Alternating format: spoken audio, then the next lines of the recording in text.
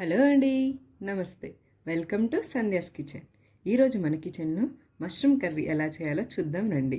మష్రూమ్స్ని తీసుకోవటం వలన మన హెల్త్కి చాలా ప్రయోజనాలు ఉన్నాయి. కాబట్టి మనం మష్రూమ్ కర్రీని సింపుల్గా ఎలా చేసుకోవాలో చూద్దాం రండి. ఇక్కడ నేను చూపిస్తున్నట్టుగా ఒక మష్రూమ్ ప్యాకెట్స్ని తీసుకున్నాను.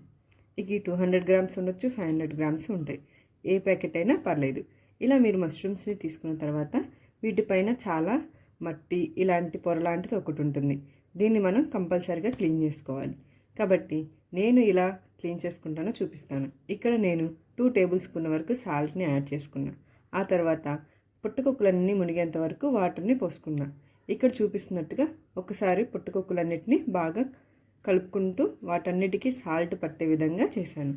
దానివల్ల ఈ పుట్టకొక్కుల పైన ఉన్నటువంటి మట్టి ఆ పొరని మనం ఈజీగా తీసేసుకోవచ్చు. ఇక్కడ నేను చూపిస్తున్నాను చూడండి. అలా మీరు కూడా శుభ్రం చేసుకోవాలి పుట్టకొక్కుల్ని. ఇక్కడ నేను చూపిస్తున్నట్టుగా అన్ని పుట్టకొక్కుల్ని ఇలా క్లీన్ చేసుకున్న తర్వాత మళ్ళీ ఒకసారి వాటర్ పోసి కడిగి తీసుకోండి. ఆ తర్వాత ఒక చిటికెడు పసుపు వేసి పొయ్యి మీద పెట్టి ఇలా నీళ్ళన్నీ బాగా మరిగిపోయే విధంగా ఇట్లా ఇక్కడ చూపిస్తున్నట్టుగా మనకి పుట్టకొక్కులు అనేవి బాగా ఉడకాలి. ఇలా కలర్ అన్నీ చేంజ్ అయిపోయాక స్టవ్ ఆఫ్ చేసుకొని పక్కన పెట్టుకొని ఇక్కడ నేను చూపిస్తున్నట్టుగా పుట్టకొక్కుల్ని కట్ చేసి పక్కన పెట్టేసుకోండి. కళాయి పెట్టుకొని అందులోకి 2 టేబుల్ స్పూన్ల వరకు ఆయిల్ని యాడ్ చేసుకోండి.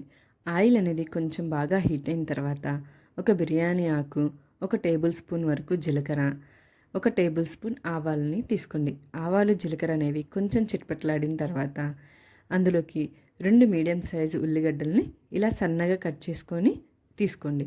అలాగే 2 పచ్చిమిర్చి చిలుకలు, 2 రెబ్బల కరివేపాకుని కూడా తీసుకోండి. వీటన్నిటిని ఒకసారి బాగా కలబెట్టుకొని కొంచెం కలర్ చేంజ్ అయ్యేంత వరకు ఫ్రై చేసుకోండి.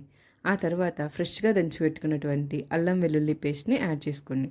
అల్లం వెల్లుల్లి పేస్ట్ పచ్చివాసన పోయేంత వరకు ఫ్రై చేసుకోండి. అలాగే 3 మీడియం సైజు టమాటా ముక్కలని సన్నగా కట్ చేసుకొని తీసుకోండి. వీటన్నిటిని ఒకసారి బాగా కలబెట్టుకోండి. 1 టేబుల్ స్పూన్ పసుపు, 2 టేబుల్ స్పూన్ల వరకు కారం, అలాగే రుచికి సరిపడేంత వరకు సాల్ట్, 2 టేబుల్ స్పూన్ల సాల్ట్ని వీటన్నిటిని ఒకసారి బాగా కలబెట్టుకోండి. ఇలా కలబెట్టుకున్నాక మూత పెట్టుకొని టమాటాలన్నిటిని బాగా మగ్గనివ్వండి. ఇక్కడ చూపిస్తున్నట్టుగా టమాటాలన్నీ బాగా మగ్గి ఆయిల్ అనేది పైకి తేలాలి. ఆ తర్వాత 1 టేబుల్ స్పూన్ ధనియాల పొడి, అలాగే 1 టేబుల్ స్పూన్ గరం మసాలాని యాడ్ చేసుకోండి. వీటన్నిటిని ఒకసారి బాగా ఇలా బాగా కలబెట్టుకున్న తర్వాత ఇక్కడ నాకు ఒక క్లిప్పింగ్ మిస్ అయిపోయింది. ఇందాక మనం కట్ చేసి పెట్టుకున్నటువంటి మష్రూమ్స్ని ఇందులోకి యాడ్ చేసుకోండి. మష్రూమ్స్కి మసాలా అంతా బాగా పట్టే విధంగా ఒకసారి బాగా కలబెట్టుకోండి. ఆ తర్వాత 1 కప్పు వరకు వాటర్ని పోసుకోండి. ఇలా వాటర్ని యాడ్ చేసుకున్న తర్వాత ఒకసారి బాగా కలిసే విధంగా కలబెట్టుకోండి. ఆ తర్వాత మూత పెట్టేసి ఒక 5 నిమిషాల వరకు ఉడకనివ్వండి.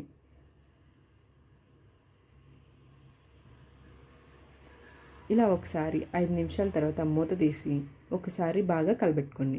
ఇక్కడ మనకి కర్రీ అనేది ఆల్మోస్ట్ ఉడికిపోయినట్టే. ఆ తర్వాత మనకి ఇక్కడ ఇంట్లో దొరికేటువంటి పాల మీద కానీ పెరుగు మీద కానీ యాడ్ చేసుకోండి. ఫైనల్గా ఒకసారి కొంచెం కసూరి మేతి సన్నగా కట్ చేసి పెట్టుకున్నటువంటి కొత్తిమీరని కూడా ఇందులోకి యాడ్ చేసుకోండి. ఇలా వీటన్నిటిని ఒకసారి బాగా కలిసే విధంగా కలబెట్టుకొని ఒక 2 నిమిషాలు ఉడకనిచ్చి స్టవ్ ఆఫ్ చేసేసుకోండి. అంతేనండి, చాలా చక్కగా మనమే ఇంట్లో మష్రూమ్ కర్రీని చేసుకోవచ్చు. ఇది రైస్లోకైనా కానీ చపాతీలోకైనా కానీ చాలా టేస్ట్గా ఉంటుంది.